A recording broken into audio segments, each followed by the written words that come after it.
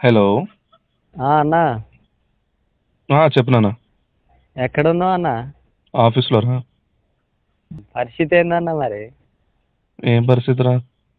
మొన్న జగన్ వచ్చి కూర్చొని ఆఫీసులో ఓడి మాట్లాడిండు. అమ్మ వాడెందుకొచ్చిండో అర్థం 151 కాలేదురా. సీట్లు వచ్చినాయి అంటారు. వాడెందుకొచ్చిండో అర్థం కాలేదురా బాబు. అసలు మా ఐపాక్ టీము నేను టీమ్ లీడ్‌గా చేస్తున్నా గానీ, అన్న 151 వచ్చి మా గుండెలో బాంబు పేల్చిండ్రు అసలు. ఒక విషయం నాన్న, ఇప్పుడు నేనిప్పుడు అనలిస్ట్‌గా చేస్తున్నప్పుడు, ఒక టీమ్‌లో ఉన్నప్పుడు నేనొచ్చి చెప్పాలా? నాకు వాడొచ్చి చెప్తాడా? నువ్వే చెప్పాలి. మరి వాడొచ్చి నాకు రిటర్న్‌గా 150 కొట్టొస్తది మనకి. టెన్షన్ పడకండి అంటాడేందా? నాకు అర్థం కాదు. వీడు వెళ్తూ అసలు మమ్మల్ని అన్న ఎందుకు కలిసిండా అని మాకు పిచ్చిలేస్తుంది ఇప్పుడు దాకా. అన్న ఎందుకంటే చెప్పనా?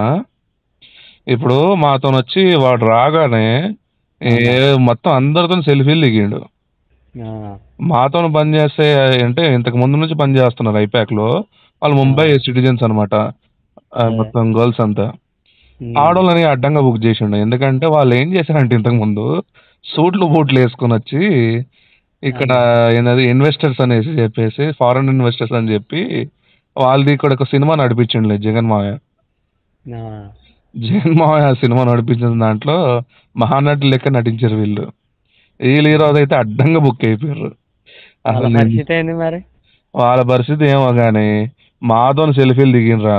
ఇప్పుడు మన అన్న పక్కన తెలంగాణలో నేనుంటా. నేను ఆ, ఐపాక్ టీమ్‌లో పనిచేస్తున్నా. అన్న ఇప్పుడు నేను నిజంగా చెప్తున్నా కదరా! నేను ఐపాక్ టీమ్‌కి రాజీనామా చేసేస్తా. దీని అమ్మ జీవితం అసలు ఏందో అర్థం కావట్లే. అసలు మేము ఇన్ని ఎలక్షన్స్‌లో మేము సర్వే చేసినాం గానీ, ఫస్ట్ టైమ్ రా లుచ్చా సార్ ఒక వేస్ట్ ప్రభుత్వం. ఒక లుచ్చా ఉమ్, ప్రభుత్వం ఇదేరా. నిజంగా చెప్తున్నా. అరే! ఇప్పుడు నీకు ఇంటి పేరుంది. అన్న ఉంది. నాకింటి పేరుంది. ఉమ్, నాకింటి పేరుంది. నీకింటి పేరుంది. ఆ, మనం ఏం చేస్తాం? మన ఇంటి పేరుతోని మనం మాట్లాడుకుంటాం. కానీ ఇక్కడ ఏపీకి వచ్చేసరికి రాజధాని లేదురా. పెడతా అన్నాడుగా రాజధాని. 3 రాజధానులు అన్నాడు. 5 సంవత్సరాలు చేసిండు. ఏం బీకిండ్రా? ఏం ఏం బీకలే. చేయలే. హ్మ్. కాస్త మన తెలంగాణలో కేసీఆర్ నయం వీడి మీద. రాజధాని మళ్ళీ చేస్తా అంటుండు కేసీఆర్ కూడా ఓడిపోయింది ఎందుకంటే తెలుసారా? అన్న. ఈ కేటీఆర్ నోటి దూల వల్ల. కేటీఆర్ ఏం చెప్పిండు అప్పుడు చంద్రబాబు నాయుడుది గురించి ఎందుకు అరెస్ట్ చేశారంటే, పక్కన రాష్ట్రంతో మాకేం సంబంధం? ఇక్కడ ఎందుకు ప్రొటెస్ట్ చేయాలి? ఐటీ ఎంప్లాయీలని కేసులు పెట్టి వాళ్ళ మీద అన్ని పెట్టేసి ఇక్కడ పార్టీని మడగుడిపించిండు. అదే. హ్మ్. అసలు నిజంగా చెప్తున్నారా భయ్! మన అన్న తెలంగాణలో జరిగిన రాజకీయం ఒక ఎత్తు మంచిదే. కానీ ఇక్కడ ఆంధ్ర వచ్చేసరికి వీడు పెద్ద సైకో. ఉమ్, వామ్మో! వీడు సైకో దానికి.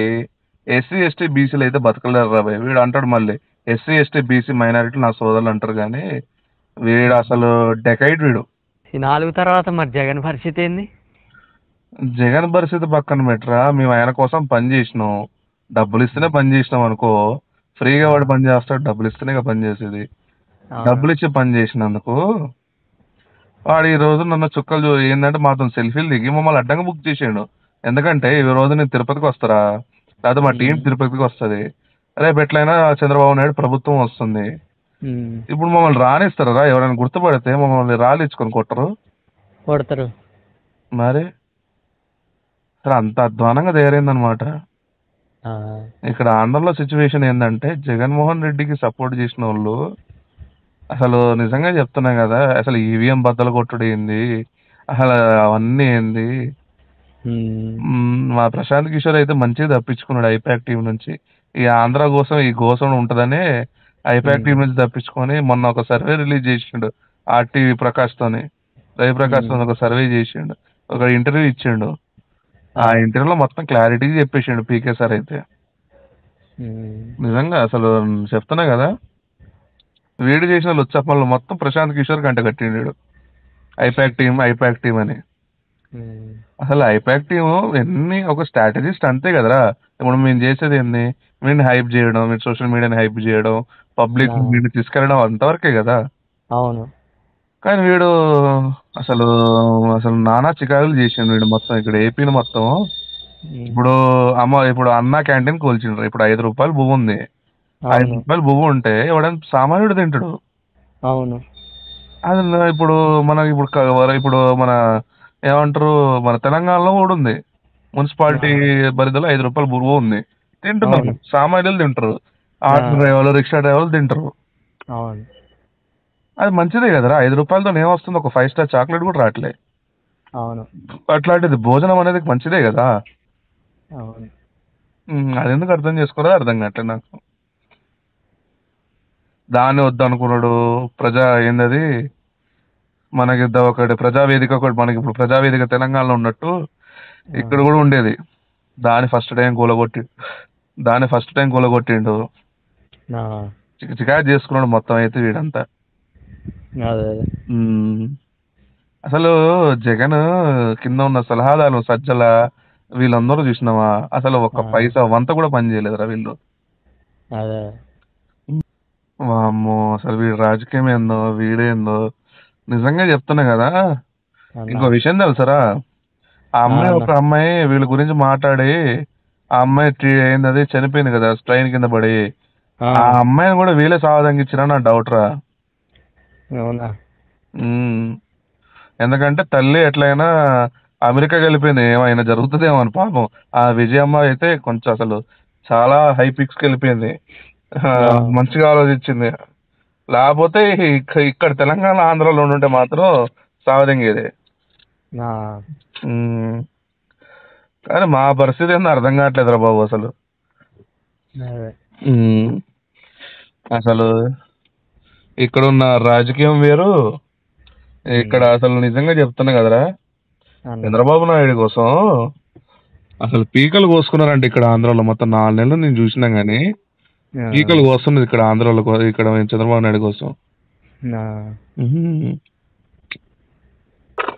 కానీ సొంత చెల్లిని సోషల్ మీడియాలో సజ్జల గాడితో చెప్పించి ఆ శ్రీరెడ్డి అదొక ఫాల్తుది, ఆ సొంత చెల్లిని వాడని తిట్టిస్తాడరా. అసలు మన తెలుగు కుటుంబాల్లో ఉన్న, అంటే తెలుగు అంటే క్యాస్ట్ ఏదైనా కావచ్చు, కానీ అసలు మన తెలుగు జాతిలో ఇది ఉందరా అసలు లేదు. అసలు మన చక్క జిల్లాను తిట్టిస్తే మనకు రోషం బట్టి వాడు మెడనరాలు బీకేస్తాం మనం. అవును.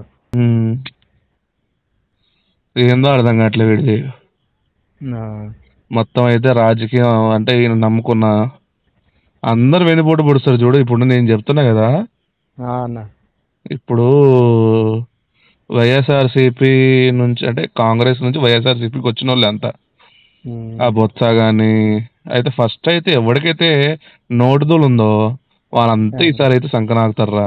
ఆ రోజా కానీ కొడాల నాని కానీ, ముఖ్యంగా నా చంద్రబాబు నాయుడు గారి భార్య ఉంది కదా భువనేశ్వర్ని తిట్టిన కొడాల నాని వల్ల నేను వంశీ అసెంబ్లీ సాక్షిగా తిట్టి చూసినావా. పెద్దయిన అప్పుడు ఎడిచిండు.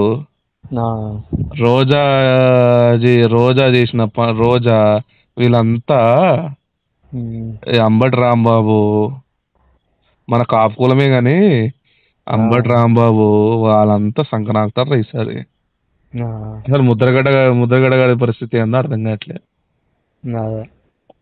వాడు కాపు ఉద్యమం తీసుకొచ్చిండు, వెళ్ళి కాపును సంకనెక్కించే పార్టీలో జాయిన్ అయ్యిండు.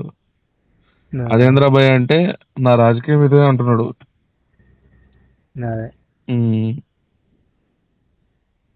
అసలు నేను చెప్తున్నా కొంతమందికి ఈ రాజకీయాలు ఏంటంటే మర్డర్లు ఉండవురా, సూసైడ్లే ఉంటాయి.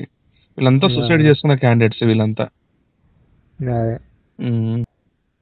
మొత్తానికి అయితే ఇక్కడైతే బాబునే వస్తాడు రా. నేను చెప్తున్నా కదా, బాబు మంచిగానే ఉంటాడు. అటు పవన్ కళ్యాణ్ మన కాపుడు కాబట్టి బాగానే గెలుస్తాడు ఈసారి. సీట్లు మెజారిటీగా బాగానే వస్తుంది. రికార్డు ఒక 70,000 నుంచి 1,00,000 చేసుకోవచ్చురా. వైనాట్ కుప్పం అన్న పెదిరెడ్డి గాడికి అయితే నోట్లో గట్టిగానే దడ్డు పడుతుంది. అసలు వీళ్ళంతా గెలవర్రా. అసలు వీళ్ళకు పెద్దిరెడ్డి గాడు ఆఫ్రికాకి పారిపోయాడు, వల్లభనేని వంశీ గారు డల్లాస్కి పారిపోయాడు, జగన్ గాడేమో లండన్కి పారిపోయాడు, కొడాల నాన్నగాడేమో తెలంగాణలో ఉన్నాడు. వాడేంది నేను ఈవీఎంలు పగలు కొట్టిండు చూసినావా. వాడు కూడా ఇప్పుడు ఏంటది అమెరికాకి పారిపోతున్నాడు ఒక సమాచారం.